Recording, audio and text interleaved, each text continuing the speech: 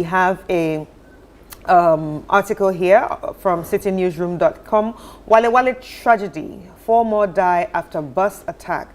4 more people have died following the attack and burning of a bus at Walewale on Friday, February 14.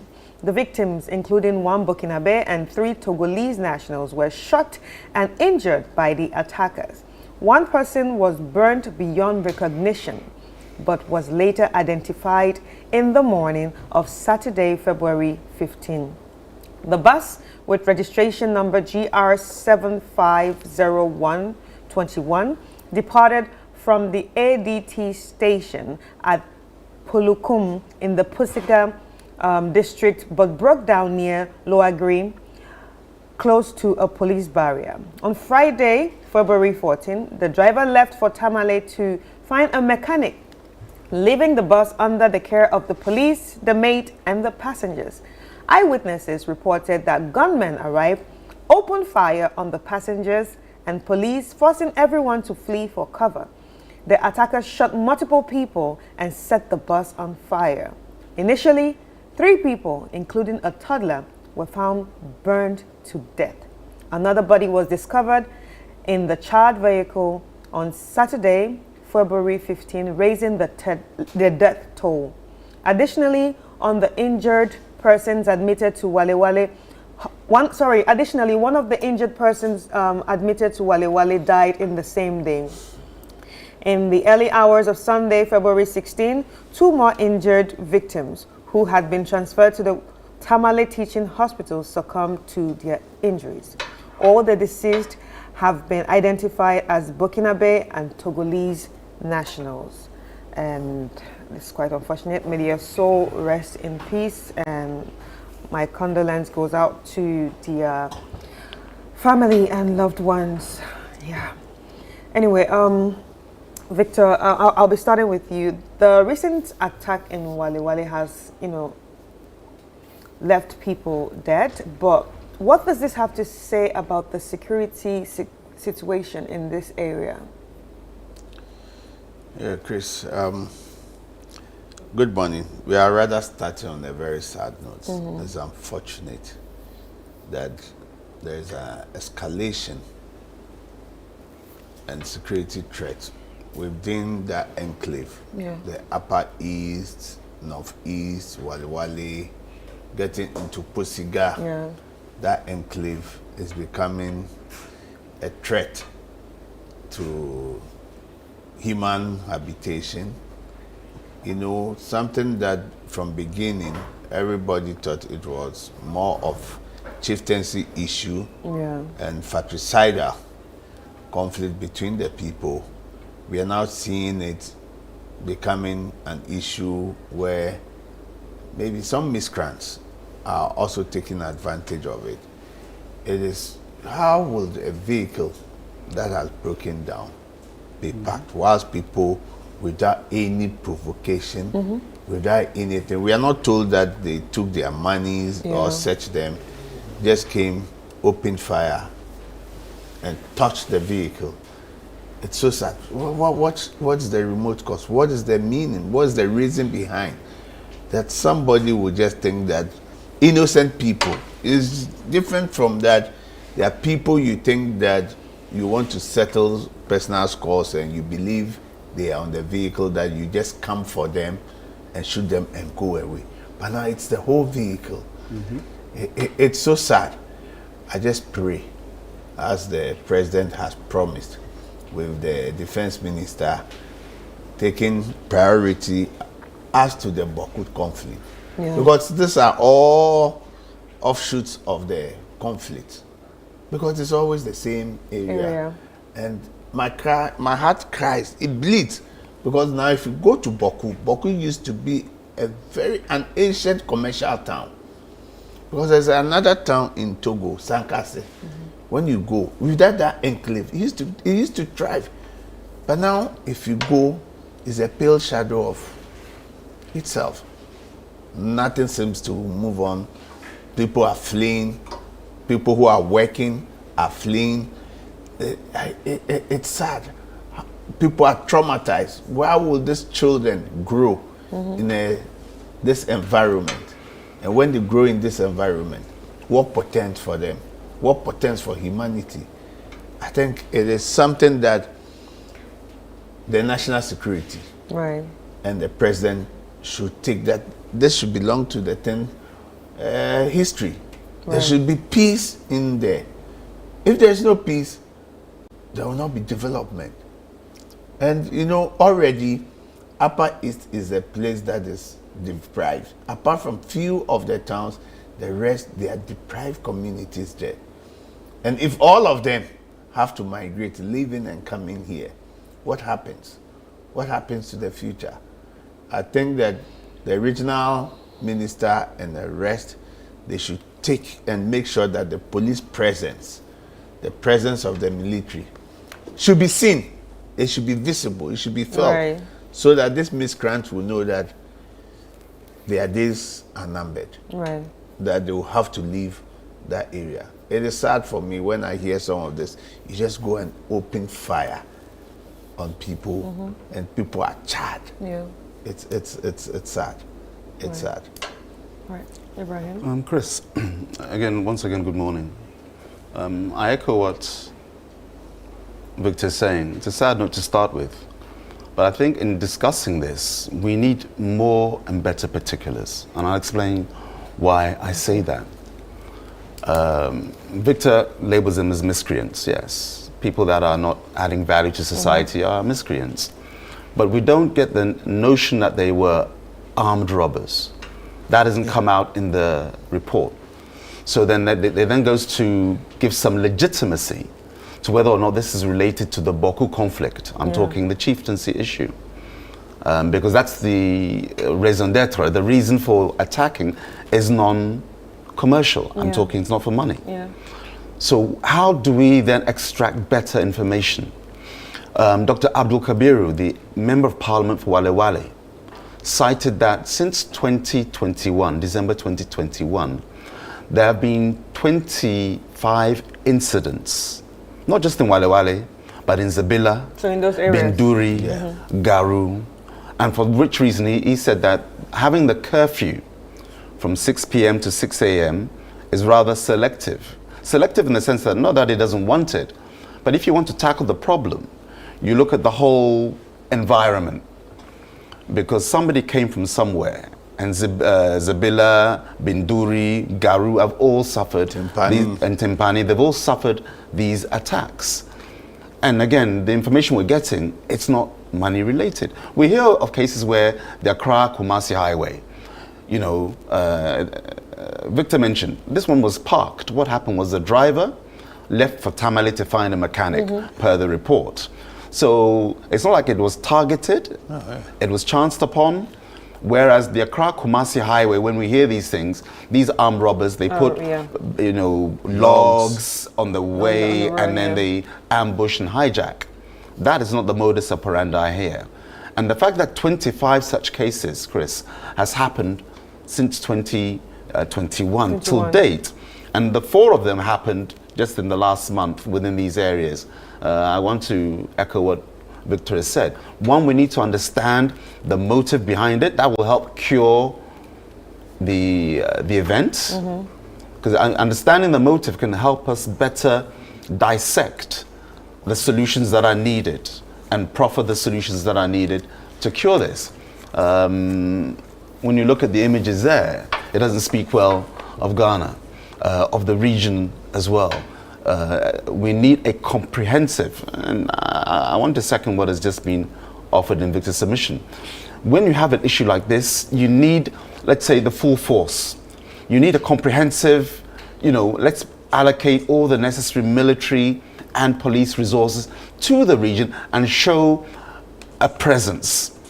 Not a one-day wonder, 7-day wonder. And I understand, I can easily say it, these things call for resources. You guys say, Ibrahim, okay, let's put 10,000 people in the region. It requires money. And when you take those 10,000 people, then other areas are being deprived of security services. I understand that. But on the whole, where you can see that we have, let's say, relative peace, let's marshal those resources and try and cure this. And if it is indeed related to the Boku conflict, because I'm not getting it from these 25 incidences, then let's see how best we can get those stakeholders to come out and speak against these issues. Yeah, you mentioned that there have been 25 cases. Incidents. Yes, incidents. Yeah, like this, from attacks. 2021, from December 2021. 2021. Yeah, so now, if there have been these incidents since 2021, that means someone can actually say that the state has been slow in trying to find the causes of these attacks. Do you agree that the state has been slow? I agree. And why do you think the state has been slow? Well, so that means I wouldn't just say it's about NDC or NPP right now. It seems like it's but a I would say that, you see, when the one happens, you don't link it to an event. Because I can say to you, okay, the Accra Cape Coast, if we ask the police how many armed robberies have happened, and they say, okay, we've had like 100. Does it mean the state has been slow to act on the Accra Cape Coast Highway? Because we know that it happens. It's not something that's unique to Ghana. You know, highway robberies, I'm using that as the cause, if it's a robbery, happens across board. Is the state slow? It's unfortunately part of the, let's say, the ecosystem in which we live. So what can governments do? Again, more surveillance. You have 11,000, at the last count, CCTV cameras installed nationwide. These are the deterrents that whereby you may not catch them in the act, but there's a way in which, if they use vehicles, we can then at least do a forensic, not analysis, but a forensic investigation and say, we located this car at this place. At this time. Yeah, it was captured on the CCTV cameras. So that person or that vehicle is a person of interest. And that kind of deterrence factor is what will help. So I don't want to say the state has been slow and then put a full stop there. Because when the first one happened, of the 25, you can't link it to something. It's an attack. Then a second one and a third one. But then when you look at the region, the Zabila, Timpani, Garu, and other areas, then you can, now you have, let's say, evidence to say, no, this is something out of the ordinary. You can start to join up the dots and then create this, not create, but confirm that this has happened 25 times. What are we doing about it? Right. But I would still maintain my position that, yes, state has been slow, because once these things happen, the moment we show some kind of deliberateness as a state, then it can help to cure the canker, I hope. Right. So talking about security, Victor, how does the NDC propose to tackle such security threats? Well, I think so far, I can say the national security architecture is taking some preemptive actions, strides, when it comes to issues of the conflict we are seeing. We could see the issues in Nkwanta, in the OT region. I think the National Security Coordinator and his men swiftly moved in, and I think that they have a larger roadmap as to how to bring all those tribes together. Mostly it is a fratricidal or matricidal conflict that we see. So I think with the Boku conflict and the rest, which is the cause where we are finding other people coming in to settle scores, I think the Asante Hini and his eminent chiefs are behind, with the help from the military and the security architecture, so that they'll be able to get into this matter. It's just the same as the Dagbon issue. The only difference is that the Dagbon issue, we were not seeing many killings and touching of vehicles as we see within the Boku enclave. So I'm sure that the National Security are on top of their brief. The National Security Advisor, they have mapped out the flashpoints. My only prayer is that it should not come where it will be like when, some of the chieftaincy issues also dovetails into our political activities. One chieftain, one group sees themselves as belonging to one party, NPP. The other see themselves belonging to NDC. So when it is the turn of one party in government, they feel that it is time to pay back, or it is time. I think that we should move beyond that, so that at the end of the day, what brings lasting peace, as the model that we have seen in Dagbon, I think that is what we should be pursuing. And I'm sure that the national security and its architecture, they know that the people are looking up to them. Yes, people have been fighting. They are tired. But you know, sometimes they pretend that we will continue to fight. But within, they know we are tired. We are wasting money. We are killing our own people. They are tired, but they want to keep up appearances. I think that it is time that once we get in, we say, look, it gets to a point, we say that litigation must end. Society must see progress. Society must see peace. Society must enjoy that peace, that humanity, that dignity of human. We must enjoy it. I think this is the way our chiefs and the security should be able to do. It is not about chasing people here and there for maybe some little wrong they've done, their cars, and this is very, security is prominent. And I'm sure whilst the NDC was doing its manifesto, security was #1 priority for people, for Ghanaians. And that's the reason why they have voted for us massively. So I'm sure the president is very aware. He's the head of this, commander-in-chief, and I'm sure they will put in place a model that will be able to bring peace for everybody to have, to enjoy. Right. So I like the fact that you say like the president is, you know, seeing all these things and sort of like working on it. But now my main concern is there a way that, you know, all political parties, especially leadership of all political parties, now come down and meet these people and say that, you know what, like what you were saying about, you know, people choose sides because we are now in power, we can do whatever we want. So is there a way that the leadership of both political parties can meet the heads of these people and be like, you know, it's important for us to have like a common peace. So I don't think that some of these conflicts should actually be politicized too. Yeah. Well, the template is there. The Dagbon crisis. Yeah. It was over several years, but the template is there where people, stakeholders, met on a basis of let's find a solution, as opposed to arguing as to who's right and who's wrong. So that template is there. Dagbon, we can all agree, was politicized. But the Boku conflict, I stand to be educated, is not that politicized, personally, unless... It is. It is, okay. But I'm just saying from my point of view, the Dagbon one was clearly, you know, you had Mbudu and Dani factions. But again, if you're not, I'm talking about myself, if you're not so conversant with the intricacies of the Boku, we understand what it is. It's Kusasi Mamprisi, am I right? Yes, one will say that we are the indigenes. You are those who came outside. Settlers. And settlers, you know. So it's a case of agreeing that history should not hold us to ransom to the future. Okay. History can guide you, but if we have a template, Chris and Victor, whereby I'm a Ganyo Jimmy, Victor is coming from Volta region, but as my neighbor, he becomes an indigene. If we can understand that, when I go to Volta region, he has to accept that I'm also an indigene.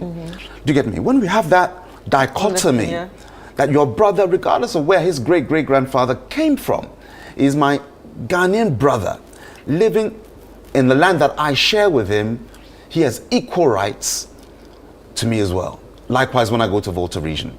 But having said that, when it comes to the chieftaincy, that's a different thing. That's about heritage and lineage and blood, so to speak. In the same way that we would not accept somebody from Malawi coming to say, without any blood ties, saying that he is now going to be the Gamanche or the Togi or the Otumfo or Asantehene. Nobody would accept that. So I can understand on the chieftaincy issue where these things can then take on a different character. But we have to somehow get over it.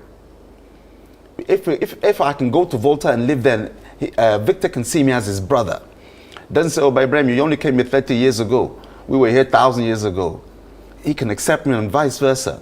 But on the issue of chieftaincy, that's, I think, where we have to square the circle. How do we create that space whereby there can be, I'm not saying inclusivity like changing the rules. I can't become the King of England, no more than Prince Charles can become the King of Teshi.